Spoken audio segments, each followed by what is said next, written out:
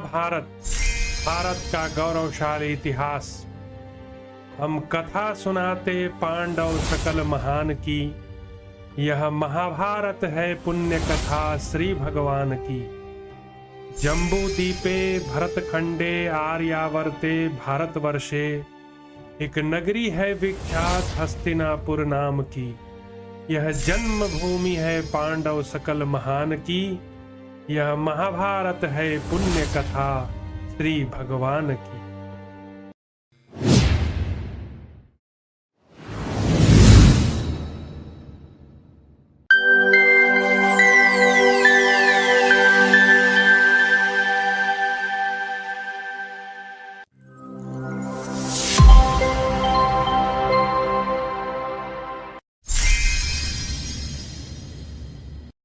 श्री रुक्मिणी कृष्णचंद्राभ्याम नमः।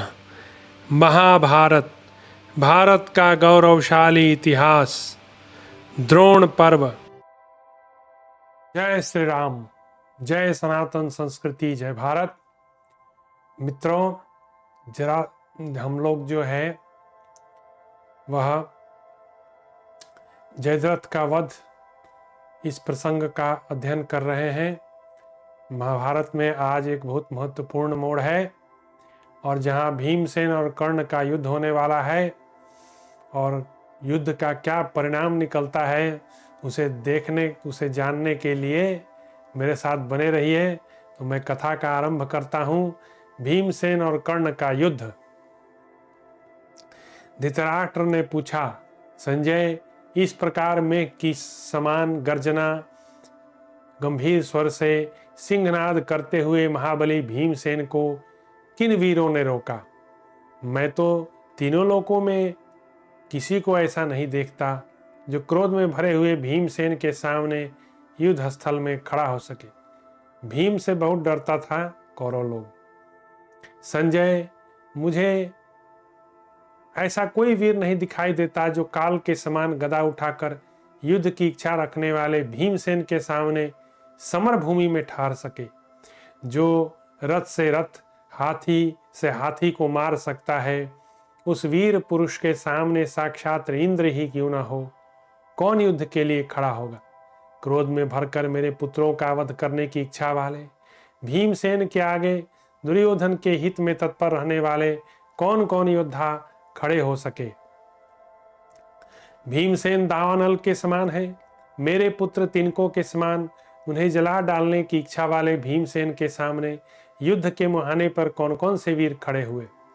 जैसे काल समस्त प्रजा को अपना ग्रास बना लेता है, उसी प्रकार युद्धस्थल में भीमसेन के द्वारा मेरे पुत्रों को काल के गाल में जाते देख किन वीरों ने आगे बढ़कर भीमसेन को रोका?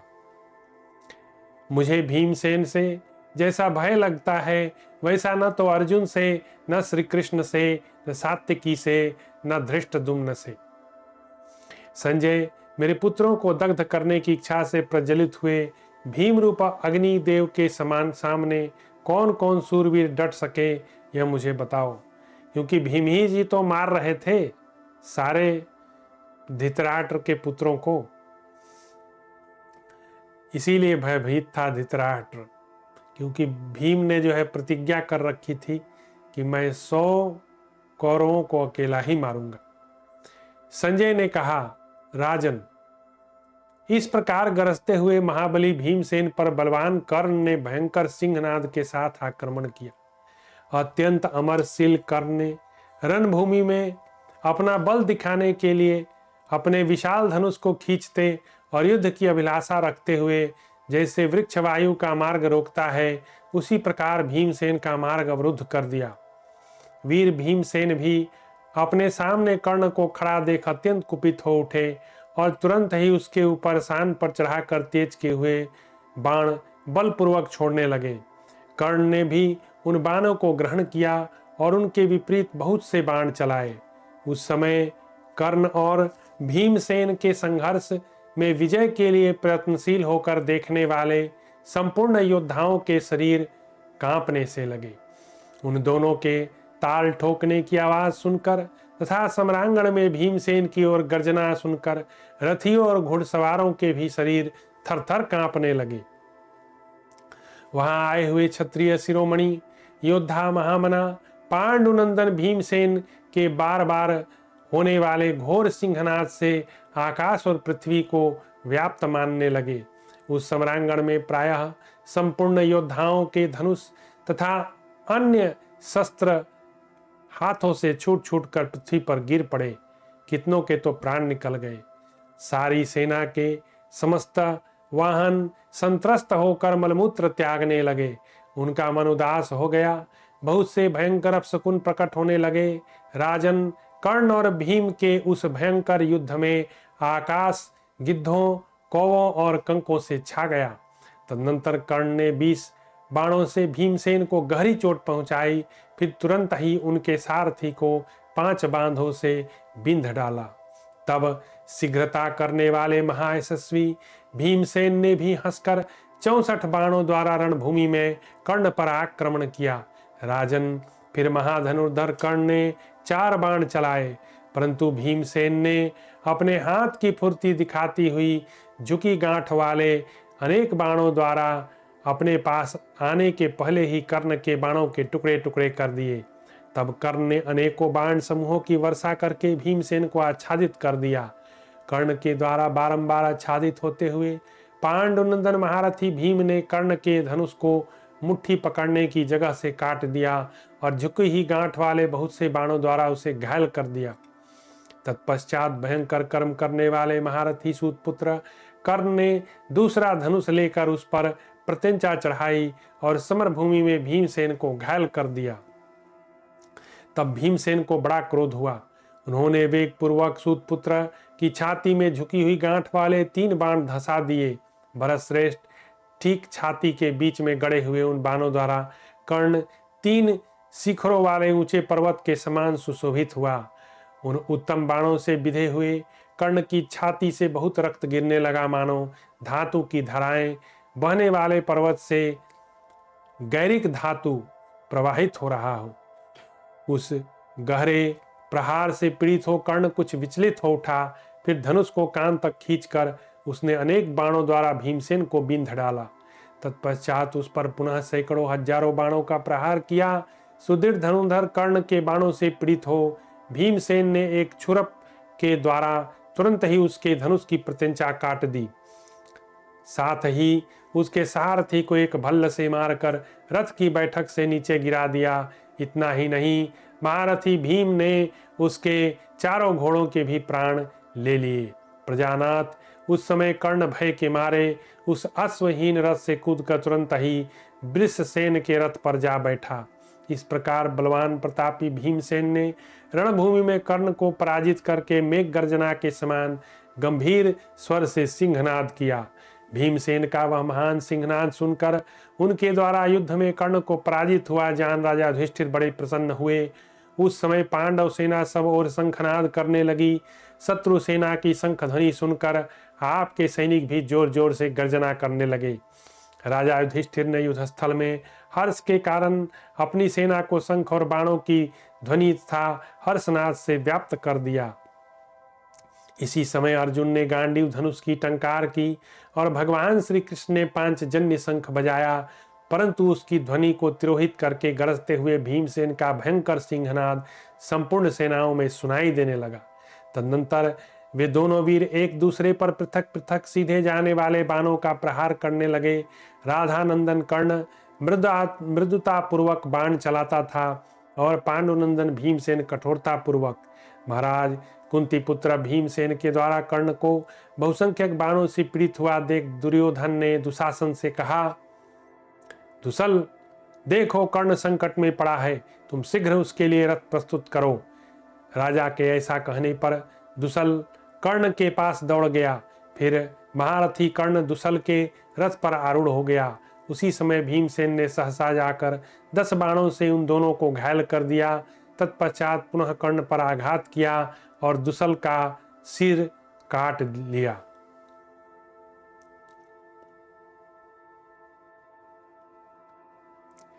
दुर्योधन का द्रोणाचार्य को उपालंभ देना, द्रोणाचार्य का उसे द्वित परिणाम दिखाकर युद्ध के लिए वापस भेजना और उसके साथ युधामन्यु तथा उत्तमौजा का युद्ध।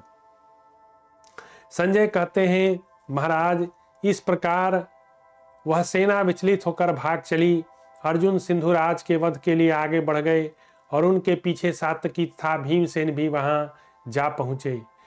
तब उनका पुत्र दुर्योधन बड़ी उतावली के साथ एकमात्र रथ द्वारा बहुत से आवश्यक कार्यों के संबंध में सोचता विचारता हुआ द्रोणाचार्य के पास गया। आपके पुत्र का रथ मन और वायु के समान वेगशाली था। वह बड़ी तेजी के साथ तत्काल द्रोणाचार्य के पास जा पहुंचा। उस समय आपका पुत्र कुरुनंदन दुर्योधन क्रोध से लाल आंखें करके घबराहट के स्वर में द्रोणाचार्य से बोला। क्या बोला? आचार्य, अर्जुन, भीमसेन और अपराजित वीर सात्यकी, ये तीनों हमारी महारथी सेना संपूर्ण एवं विशाल सेनाओं को पराजित करके सिंधुराज जयद्रथ के समीप पहुंच गए हैं। उन्हें कोई नहीं रोक सका है। वहां भी वे सब के सब अपराजित होकर मेरी सेना पर प्रहार कर रहे हैं। मान लिया, महारथी अर्जुन रणभूमि में अधिक शक्तिशाली होने के कारण आपको लांघकर आगे बढ़ गए, परंतु दूसरों को मान देने वाले गुरुदेव सात्यकी और भीमसेन किस तरह आपका उल्लंघन करके चले गए। विप्रवर सात्यकी भीमसेन था अर्जुन के द्वारा आपकी पराजय समुद्र को सुखा देने के समान इस संसार में एक आश्चर्य घटना है। लोग बड़े जोर से इस बात की चर्चा कर रहे हैं। सारे योद्धा कह रहे हैं कि धनुर्वेद के पारंगत आचार्य द्रोण कैसे युद्ध में पराजित हो गए। आपका यह हारना लोगों के लिए अविश्वसनीय हो गया है। वास्तव में मेरा भाग्य ही खोटा है। ये तीनों महारथी जहां आप जैसे पुरुष सिंहवीर को लांघकर आगे बढ़ गए, उस युद्ध में मेरा विनाश ही अवश्यम भावी है। ऐसी परिस्थिति में कर्तव्य जो है उसके संबंध में आपकी क्या राय है, बताइए। मानद, जो हो गया सो हो गया। अब जो शेष कार्य है उसका विचार कीजिए। ब्राह्मण, इस समय सिंधुराज रक्षा के लिए तुरंत करने योग्य जो कार्य हमारे सामने प्राप्त है उसे अच्छी तरह सोच विचार कर शीघ्र संपन्न कीजिए। तब द्रोण ने कहा, तात दुर्योधन, सोचने विचारने को तो बहुत कुछ है, किंतु इस समय जो कर्तव्य प्राप्त है वह मुझसे सुनो। पांडव पक्ष के 3 महारथी हमारी सेना को लांघकर आगे बढ़ गए। पीछे उनका जितना भय है उतना ही आगे भी है, परंतु जहां अर्जुन और श्री कृष्ण हैं वहीं मेरी समझ में अधिक भय की आशंका है। इस समय कौरव सेना आगे और पीछे से शत्रुओं के आक्रमण का शिकार हो रही है। उस परिस्थिति में मैं सबसे आवश्यक कार्य ही मानता हूं कि सिंधुराज जयद्रथ की रक्षा की जाए। तात जयद्रथ कुपित हुए अर्जुन से डरा हुआ है, अतः वह हमारे लिए सबसे रक्षणीय है। भयंकर वीर सात्यकी और भीमसेन भी जयद्रथ को ही लक्ष्य करके गए हैं। शकुनी की बुद्धि तो जुआ खेलने की बात पैदा हुई थी, वह वास्तव में आज इस रूप में सफल हो रही है। उस दिन सभा में किसी पक्ष की जीत या हार नहीं हुई थी। आज यहाँ जो हम लोग प्राणों की बाजी लगाकर जुआ खेल रहे हैं, इसी में वास्तविक हार जीत होने वाली है। शकुनी कौरव सभा में पहले जिन भयंकर पासों को हाथ में लेकर जुए का खेल खेलता था, उन्हें वह तो पासे ही समझता था, परंतु वास्तव में दुर्धर्ष बाण थे। तात, असली जुआ तो वहां हो रहा है जहां तुम्हारे बहुत से कौरव योद्धा खड़े हैं। इस सेना को ही तुम जुआरी समझो। प्रजानाथ, बाणों को ही पासे मान लो। राजन सिंधुराज जयद्रथ को ही बाजी दाव समझ लो। उसी पर जुए की हार जीत का फैसला होगा।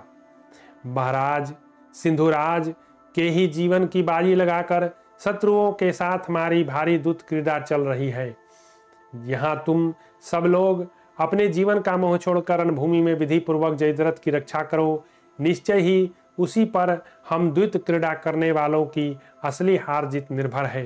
राजन, जहां वे महाधनुर्धर योद्धा सावधान होकर सिंधुराज की रक्षा करने लगे हैं, वहीं तुम स्वयं ही शीघ्र चले जाओ और सिंधुराज के उन रक्षकों की रक्षा करो। मैं तो यही रहूंगा और तुम्हारे पास दूसरे दूसरे रक्षकों को भेजता रहूंगा। साथ ही पांडवों तथा सृंजयों सहित आए हुए पांचालों को व्यूह के भीतर जाने से रोकूंगा। तदनंतर आचार्य की आज्ञा से दुर्योधन अपने आप को उग्र कर्म करने के लिए तैयार करके अपने अनुचरों के साथ शीघ्र वहां से चला गया। अर्जुन के चक्र रक्षक पांचाल राजकुमार युधामन्यु उत्तमौजा के सेना के बाहरी भाग से होकर सब्यसाची अर्जुन के समीप जाने लगे। महाराज, जब अर्जुन युद्ध की इच्छा से आपकी सेना के भीतर घुसे थे, उस समय ये दोनों भीम के साथ ही थे, किंतु कृतवर्मा ने उन दोनों को पहले रोक दिया। अब वे दोनों वीर पार्श्व भाग से आपकी सेना का भेदन करके उसके भीतर घुस गए। पार्श्व भाग से सेना के भीतर आते हुए उन दोनों वीरों को क्रूराज दुर्योधन ने देखा। तब उस बलवान भरतवंशी वीर दुर्योधन ने तुरंत आगे बढ़कर बड़ी उतावली के साथ आते हुए उन दोनों भाइयों के साथ भारी युद्ध छेड़ दिया। वे दोनों क्षत्रिय शिरोमणि विख्यात महावीर थे। उन दोनों ने युद्ध स्थल में धनुष उठाकर दुर्योधन पर धावा बोल दिया। युधामन्यु के कंक पत्र युक्त 30 बाणों द्वारा दुर्योधन को घायल किया। फिर 20 बाणों से उसके सारथी को और 4 बाणों से घोड़ों को बिंध डाला। तब आपके पुत्र दुर्योधन ने एक बाण से युधामन्यु की ध्वजा काट डाली, एक से उसके धनुष के 2 टुकड़े कर दिए। इतना ही नहीं, एक भल्ल मार कर उसने युधामन्यु के सारथी को भी रथ की बैठक से नीचे गिरा दिया। फिर 4 तीखे बाणों द्वारा उसके चारों घोड़ों को भी घायल कर दिया। इससे युधामन्यु कुपित हो उठा। उसने युद्ध स्थल में बड़ी उतावली के साथ आपके पुत्र की छाती में 30 बाण मारे। इसी प्रकार उत्तमौजा ने भी अत्यंत कुपित हो अपने स्वर्ण भूषित बाणों द्वारा उसके सारथी को गहरी चोट पहुंचाई और इसे यमलोक भेज दिया। राजेंद्र, तब दुर्योधन ने भी पांचाल राज उत्तमौजा के चारों घोड़ों और दोनों पार्श्व रक्षकों को सारथी सहित मार डाला। युद्ध में घोड़ों और सारथी के मारे जाने पर उत्तमौजा शीघ्रता पूर्वक अपने भाई युधामन्यु के रथ पर जा चढ़ा। भाई के रथ पर बैठकर उत्तमौजा ने अपने बहुसंख्यक बाणों द्वारा दुर्योधन के घोड़ों पर इतना प्रहार किया कि वे प्राण शून्य होकर धरती पर गिर पड़े। घोड़ों के धरसाए हो जाने पर युधामन्यु ने उस युद्ध स्थल में उत्तम बाण का प्रहार करके दुर्योधन के धनुष तरकस को काट गिराया। घोड़े और सारथी के मारे जाने पर आपका पुत्र राजा दुर्योधन रथ से उतर पड़ा और गदा हाथ में लेकर पांचाल देश के उन दोनों वीरों की ओर दौड़ा। उस समय क्रोध में भरे हुए क्रूराज दुर्योधन को अपनी ओर आते देख दोनों भाई युधामन्यु उत्तमौजा रथ के पिछले भाग से नीचे कूद गए। नरेश्वर तदंतर अत्यंत कुपित हुए गदाधारी दुर्योधन ने घोड़े, सारथी और ध्वज सहित उस स्वर्ण जटित सुंदर रथ को गदा के आघात से चूर चूर कर दिया। इस प्रकार उस रथ को तोड़ फोड़ कर घोड़ों और सारथी से हीन हुआ शत्रु संतापी दुर्योधन शीघ्र ही मदराज शल्य के रथ पर जा चढ़ा। तत्पश्चात पांचाल सेना के दोनों प्रधान महारथी राजकुमार युधामन्यु और उत्तमौजा दूसरों के रथों पर आरूढ़ होकर अर्जुन के समीप चले गए। भीमसेन द्वारा कर्ण की पुनः पराजय।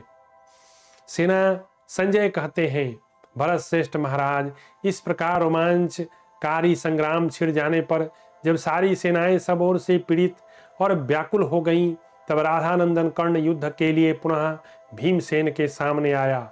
ठीक उसी तरह जैसे वन में मतवाला हाथी दूसरे मदोन्मत हाथी पर आक्रमण करता है। धृतराष्ट्र ने पूछा, संजय, महाबली कर्ण और भीमसेन ने अर्जुन के रथ के निकट जाकर जो बड़े वेग से युद्ध किया, उनका वह संग्राम कैसा हुआ? भीमसेन ने युद्ध में जब राधानंदन महारथी कर्ण को पहले ही जीत लिया था, तब वह पुनः उनका सामना करने के लिए कैसे आया? अथवा भीमसेन भूमंडल के श्रेष्ठ एवं विख्यात महारथी सूतपुत्र कर्ण से सम्रांगण में युद्ध करने के लिए कैसे आगे बढ़े? भीष्म और द्रोण से पार पाकर धर्मराज युधिष्ठिर को अब महारथी कर्ण के सिवा दूसरे किसी से भय नहीं रह गया था। पहले जिस महाबाहु महामना राधानंदन कर्ण के बल पराक्रम का नित्य चिंतन करते हुए राजा युधिष्ठिर भय के मारे बहुत वर्षों तक नींद नहीं लेते थे, उसी सूतपुत्र कर्ण के साथ भीमसेन ने समरभूमि में किस तरह युद्ध किया। जो ब्राह्मण भक्त पराक्रम संपन्न और समरभूमि में कभी पीछे न हटने वाले हैं, योद्धाओं में श्रेष्ठ उस कर्ण के साथ भीमसेन ने किस प्रकार युद्ध किया। जो वीर पहले आपस में भिड़ चुके थे, वे ही महान बल और पराक्रम से संपन्न कर्ण और भीमसेन वहां पुनः कैसे युद्ध में प्रवृत्त हुए। पहले जो सूतपुत्र कर्ण ने अर्जुन के सिवा न पांडवों के प्रति बंधुत्व दिखाया था और वह दयालु भी है ही, तथापि कुंती के वचनों को बार बार स्मरण करते हुए भी उसने भीमसेन के साथ कैसे युद्ध किया, अथवा सूरवीर भीमसेन ने पहले के किए हुए बैर का स्मरण करके सूतपुत्र कर्ण के साथ उस रण क्षेत्र में किस प्रकार युद्ध किया। संजय, मेरा बेटा दुर्योधन सदा यही आशा करता है कि कर्ण संग्राम में समस्त पांडवों को जीत लेगा। युद्ध स्थल में जिसके ऊपर मेरे मूर्ख पुत्र की विजय की आशा लगी हुई है, उस कर्ण ने भयंकर कर्म करने वाले भीमसेन के साथ किस प्रकार युद्ध किया। तात, जिसका आश्रय लेकर मेरे पुत्र ने महारथी पांडवों के साथ बैर ठाना है, उस सूतपुत्र कर्ण के साथ भीमसेन ने किस प्रकार युद्ध किया। सूतपुत्र के द्वारा किए गए अनेक उपकारों को स्मरण करके भीमसेन ने उसके साथ किस तरह युद्ध किया। जिस पराक्रमी वीर ने एकमात्र रथ की सहायता से सारी पृथ्वी को जीत लिया, उस सूतपुत्र के साथ रणभूमि में भीमसेन किस तरह युद्ध किया। जो जन्म से ही कवच कुंडल के साथ उत्पन्न हुआ था, उस सूतपुत्र के साथ सम्रांगण में भीमसेन ने किस प्रकार युद्ध किया। संजय, उन दोनों वीरों में जिस प्रकार युद्ध हुआ, उनमें से जिस एक को विजय प्राप्त हुई, उसका वह सब समाचार मुझे ठीक ठीक बताओ, क्योंकि तुम इस कार्य में कुशल हो।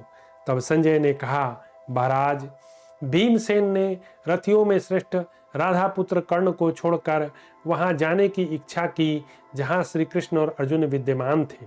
महाराज, वहां से जाते हुए भीमसेन पर आक्रमण करके राधापुत्र कर्ण ने उनके ऊपर कंक पत्र युक्त बाणों की उसी प्रकार वर्षा आरंभ कर दी जैसे बादल पर्वत पर जल की वर्षा बरसाता है।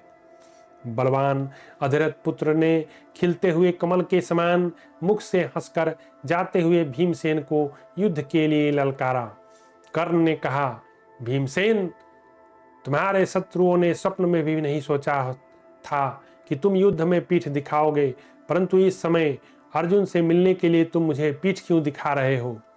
पांडवनंदन, तुम्हारा यह कार्य कुंती के पुत्र के योग्य नहीं, अतः मेरे सन्मुख रखकर मुझ पर बाणों की वर्षा करो। कर्ण की ओर से रण क्षेत्र में वह युद्ध की ललकार भीमसेन न सह सके। उन्होंने अर्धमंडल गति से घूमकर सूतपुत्र के साथ युद्ध आरंभ किया।